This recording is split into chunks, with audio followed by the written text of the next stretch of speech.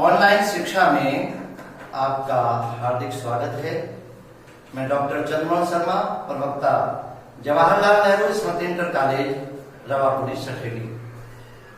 आज हम कक्षा 12 संस्कृत विषय में रघुवंश महाकाव्यम द्वितीय सर्ग के श्लोक 47 से 49 श्लोकों का अध्ययन करें।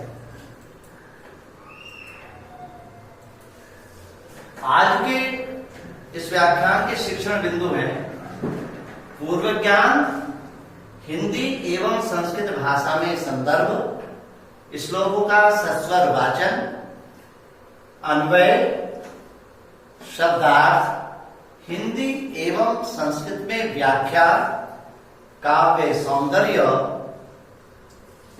लघुत्तरीय प्रश्नोत्तर, अभ्यास का।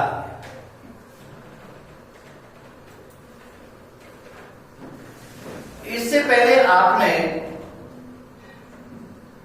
पूर्व श्लोकों में अध्ययन किया गाय की रक्षा करने में तत्पर राजा दिलीप को जब यह ज्ञात होता है कि उसके अस्त्रों की गति भगवान महादेव के प्रभाव से रुकी है, तो उन्होंने अपने अंदर के अपमान की भावना को कम कर दिया। राजा दिलीप से कहते हैं कि चराचर जगत की उत्पत्ति, पालन और विनाश के कारक भगवान शिव जी मेरे पूज्य हैं, लेकिन मैं अपनी आंखों के सामने गुरु वशिष्ठ की इस गाय को नष्ट होते हुए नहीं देख सकता, इसलिए तुम मेरे शरीर से अपनी भूख शांत कर लो और इस गाय को छोड़ दो, क्योंकि इसका भूखा प्यासा बछड़ा इसकी प्रतीक्षा कर रहा है। तो राजा की बात सुनकर के सिंह हंसता है। प्रस्तुत श्लोक कवि कुलगुरु महाकवि कालिदास द्वारा विरचित रघुवंश महाकाव्यम के द्वितीय सर्ग से उद्धृत है। ये इसका हिंदी संदर्भ। संस्कृत व्याख्या लिखने से पूर्व जो संदर्भ लिखेंगे संस्कृत भाषा में वह इस प्रकार होगा। प्रस्तुतः श्लोकः कवि कुलगुरु महाकवि कालिदास विरचित रघुवंश महाकाव्यस्य द्वितीय सर्गात् उद्धृतः या अवतरितः अस्ति। अब अभी आपको इससे पहले आपने क्या पढ़ा उसके बारे में बताया, तो प्रसंग में इसमें लिखेंगे राजा दिलीप द्वारा गाय के बदले अपने शरीर से भूख शांत करने के प्रस्ताव को सुनकर सिंह उसको मूर्ख मानकर हंसते हुए कहता है। क्या कहता है? इस श्लोक का वाचन ध्यानपूर्वक सुनेंगे। एकात पत्रम जगतः प्रभुत्वम नवं वयकांतमिदं वपुश्च अल्पस्य हेतोर्बहुहा तुमेच्छन् विचार मूढ़ा प्रतिभासि मे त्वम्। ये इस श्लोक का जब हम अन्वय करेंगे, अन्वय देखिए इस प्रकार से होगा।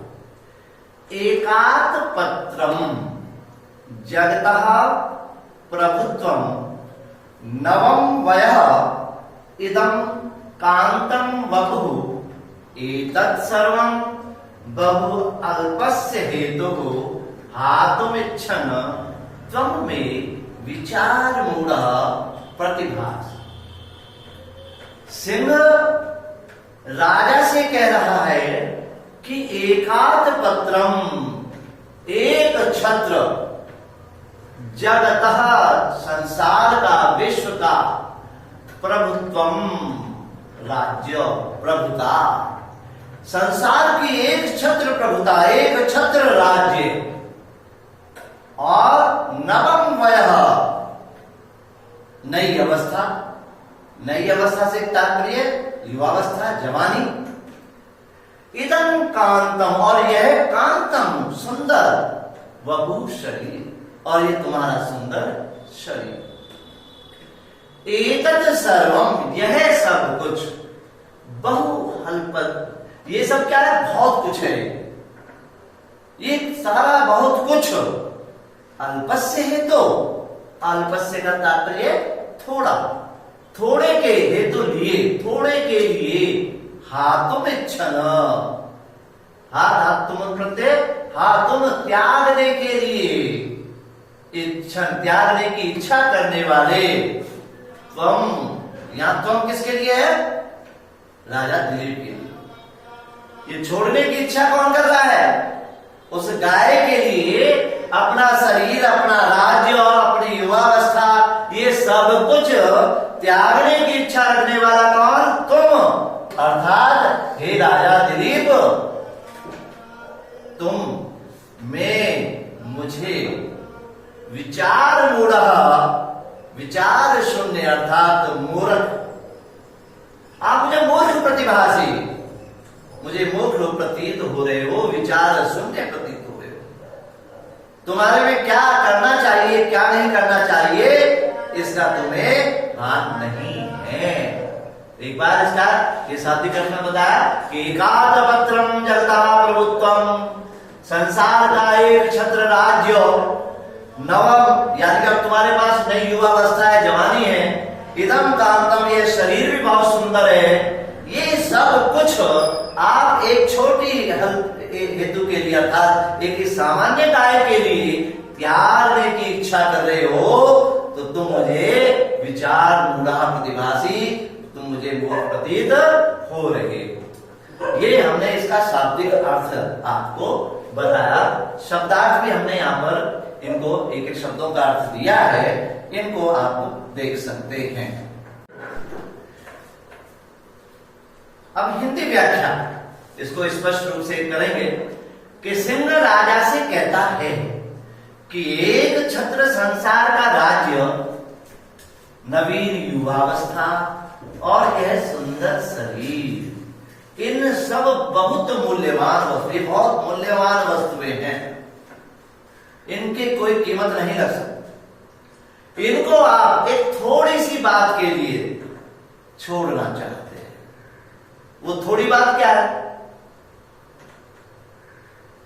कि एक, अतः आप कार्य अकार्य के विषय में मुझे मूर्ख मालूम पड़ते हैं कि तुम्हें क्या करना चाहिए, क्या नहीं करना चाहिए, मुझे इसमें तुम मूर्ख प्रतीत हो रहे हो। सिंह के कहने का तात्पर्य यह है कि कहां तो एक छत्र संसार का राज्य और नई युवावस्था और तुम्हारा ये सुंदर शरीर, और कहां एक मामूली सी यह गाय, इन दोनों में बहुत अंतर है, जमीन आसमान का फर्क है, अंतर है। एक गाय के लिए इस राज्य का, अपने शरीर का, अपनी युवावस्था का, ये सब कुछ अर्पण करना मूर्खता है। ये इसकी व्याख्या। अब संस्कृत व्याख्या इस प्रकार से होगी। सिंहः कथ्यते या सिंहः राजानं कथ्यते यत् हे राजन् एक छत्रम संसारस्य स्वामित्वम, एक छत्र संसार के स्वामित्व को, राज्य को, यौवनम युवावस्था को, सुंदर शरीरम च और सुंदर शरीर को, अल्प प्रयोजनाय थोड़े से प्रयोजन के लिए, गाय के बदले, त्यक्तुम इच्छसि त्याग देना चाहते हो, अतः त्वं मम मूर्खा प्रतीयसे, इसलिए तुम मुझे मूर्ख प्रतीयसे प्रतीत हो रहे हो। ये संस्कृत व्याख्या हुई है। अब इससे अगला जब ये कहता है कि तुम मुझे मूर्ख प्रतीत हो रहे हो, फिर पुनः सिंह राजा को समझाते हुए कह रहा है, इसमें भी उसको समझा रहा है। आगे क्या समझाता है, इसका श्लोक का सस्वर वाचन सुने। भूतानुकंपा तव चेदियं गौरेका भवे स्वस्तिमती त्वदन्ते जीवन पुनः सस्वरूप प्लवेभ्यः प्रजा प्रजानाथ पितेव पासि प्रजानाथ पितेव पासि। इसका अन्वय देखिए, तब भूतानुकंपा चेत तर्हि त्वदन्ते सति इयं एका गौ स्वस्तिमती भवेत् प्रजानात् जीवन पुनः पिता इव प्रजा उपप्लवेभ्यः शाश्वतम पास। अब इनका एक अर्थ देखिए शब्दों का। तब हे राजन, तुम्हारी भूतानुकंपा, भूतों पर कृपा, अर्थात भूत से तात्पर्य यहाँ पर प्राणियों से, कि प्राणियों पर तुम्हारा जो दया भाव है, तुम्हारी प्राणियों पर अनुकंपा है, चेत यदि, तो तुम्हारे त्वदन्ते तुम्हारे अंत हो जाने पर, तुम्हारे शरीर का नाश हो जाने पर, अर्थात मर जाने पर,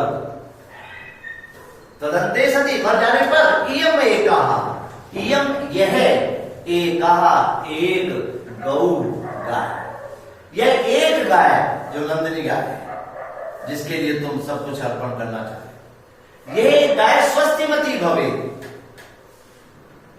सुरक्षित रहे।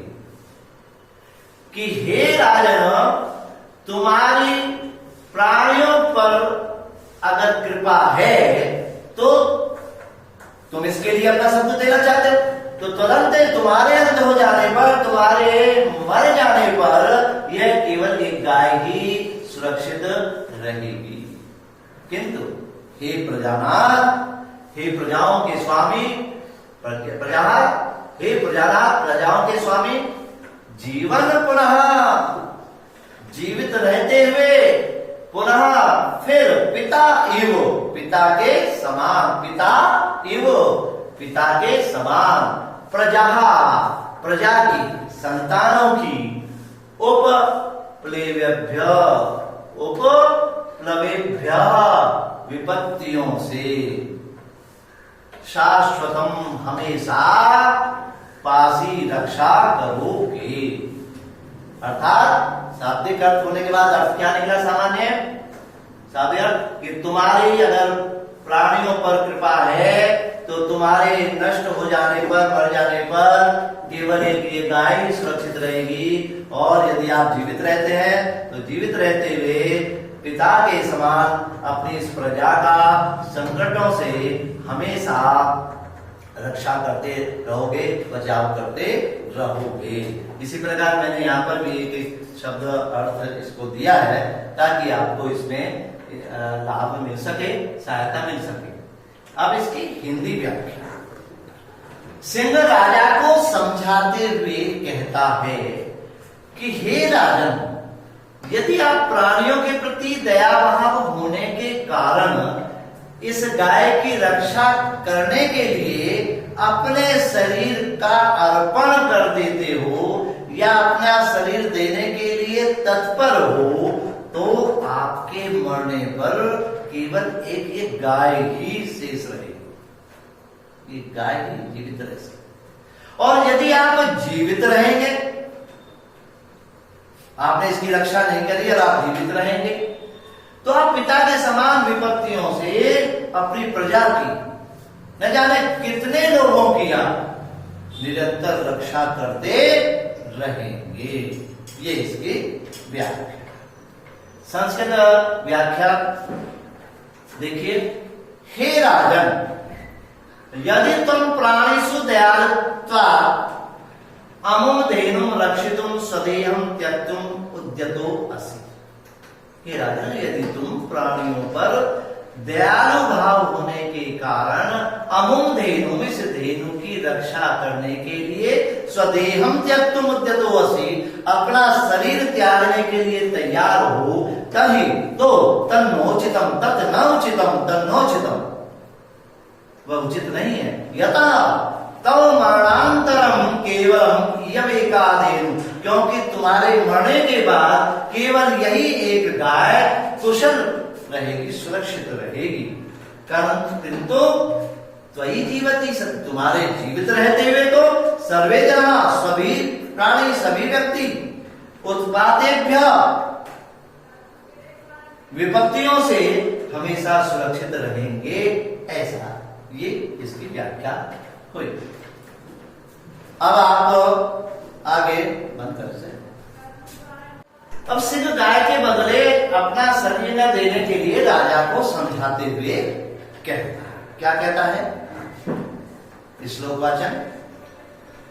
अथेक धेनोर अपराध चंडा गुरो कृशानु प्रतिमाद विवेश, शक्योस्य मन्युर्भवता विजेतुम गाः कोटिशः स्पर्शात् घटोऽग्निः।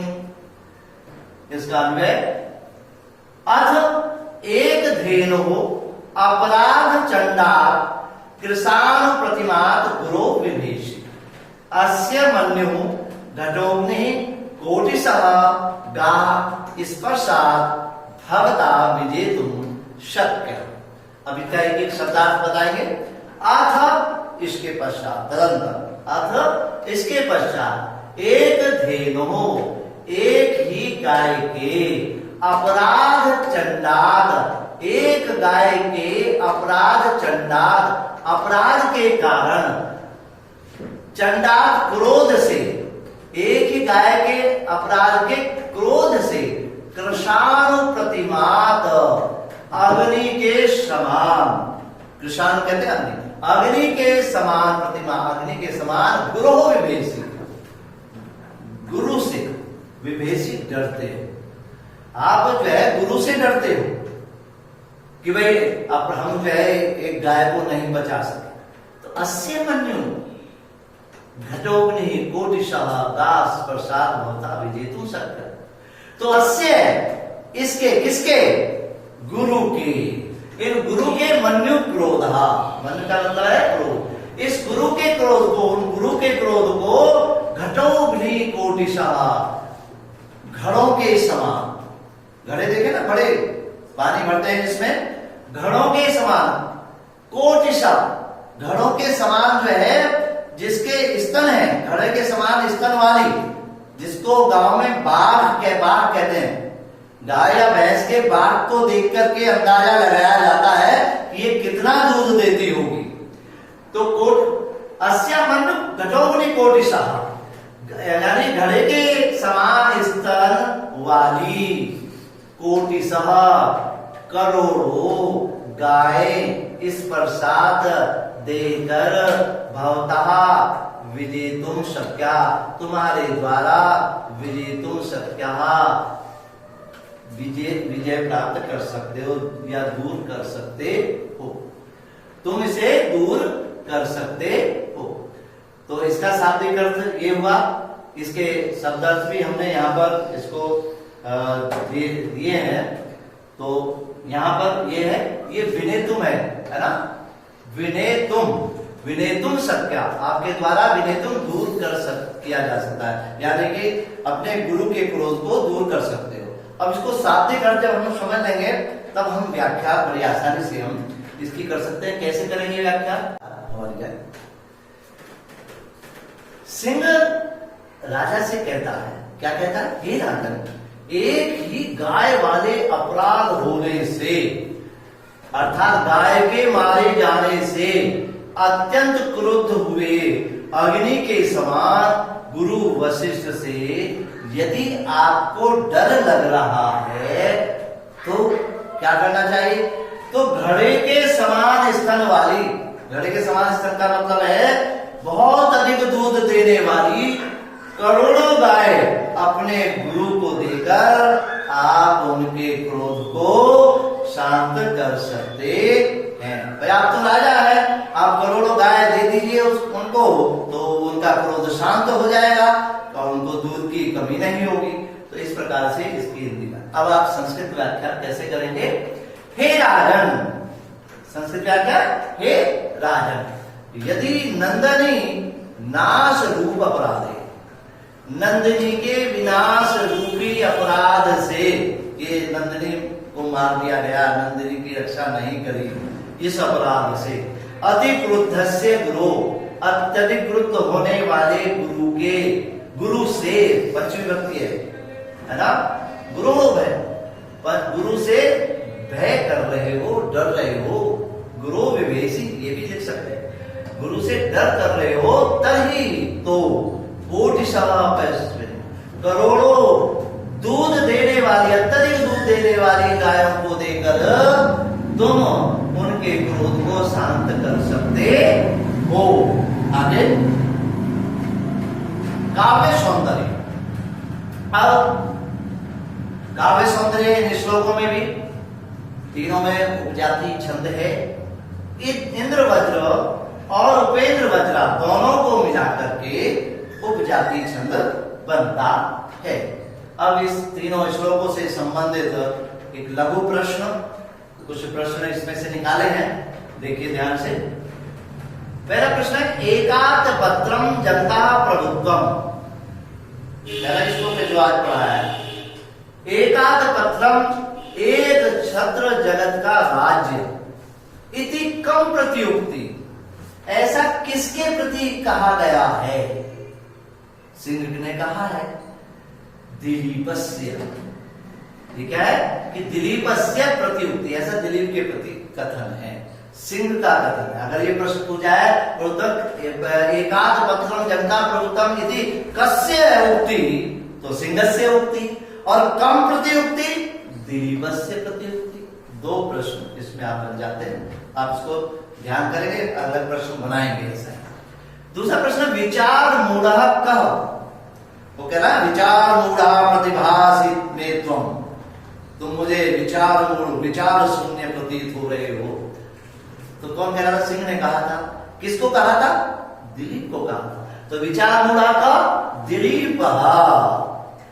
ऐसे अल्पस्य हेतु बहुत हाथ इच्छन, विचार मूढ़ा प्रतिभासी में तुम। आ गया ना भाई, जो अभी बता रहे थे, ये श्लोक की पंक्ति है, ये कस्य उक्ति। चलो प्रश्न यहां भी आ गया, मुझे ध्यान नहीं था इसमें कि कस्य उक्ति, ये किसकी उक्ति है? तो यह सिंहस्य उक्ति। ये प्रश्न दोनों समान से। प्रश्न 4, जीवन पुनः शाश्वत उपप्लेव्य प्रजा प्रजानाथ पितेव पासी। ये भी संस्कृत श्लोक की पंक्तियां हैं। कस्य कम प्रत्युक्ति, किसकी किसके प्रति उक्ति है, किसका किसके प्रति कथन है? तो यहाँ किसकी उक्ति है? सिंह की है। किसके प्रति है? दिलीपम। तो यहाँ आएगा सिंहस्य, किसकी, और कम प्रति दिलीपम या राजानम, राजानम प्रति उक्ति, यह भी हो सकता है। पांचवा प्रश्न है, गुरोर्मन्यु का स्पर्शयता विनेतुम शक्य। गुरु के मन्यु क्रोध को का क्या दे करके विनेतुम शक्य दूर किया जा सकता है? दूर के क्रोध को कैसे दूर किया जा सकता है? कौन सलाह दे रहा है? सिंह दे रहा है, राजा से दे रहा है। क्या दिया है उसने? कोटिसा का स्पर्श, क्या दे करके? तो यहां आएगा कोटिसा गाय, करोड़ों गाय दे करके। तो यहां पर इस प्रकार से इन प्रश्नों का के उत्तर और भी निर्माण कर सकते हैं। प्यारे बच्चों, आज का अभ्यास कार्य में प्रतिदिन की भांति श्लोकों की संदर्भ और प्रसंग सहित व्याख्या अपने पुस्तिका में लिखनी है। संस्कृत व्याख्या प्रसंग संदर्भ सहित लिखनी है, और जो प्रश्न आपको यहाँ पर दिए हैं, इन प्रश्नों को भी अपनी पुस्तिका में लिखना है, याद भी करना है, और श्लोकों का सत्सुर वाचन उसी प्रकार से करना है। तो प्यारे बच्चों, घर पर रहते हुए ही इसी प्रकार ऑनलाइन शिक्षण का लाभ उठाते रहिए, पढ़ते रहिए, घर में ही रहें, अनावश्यक रूप से बाहर नहीं जाएं तो मास्क लगा करके जाएं और सामाजिक दूरी बनाए रखिए। बार बार हाथ धोने की आदत आपके अंदर इसी प्रकार से बनी रहनी चाहिए। घर में रहें, स्वस्थ रहें, अपनों का, अपने बड़ों का ख्याल रखें। आज के इस व्याख्यान में बस इतना ही। धन्यवाद।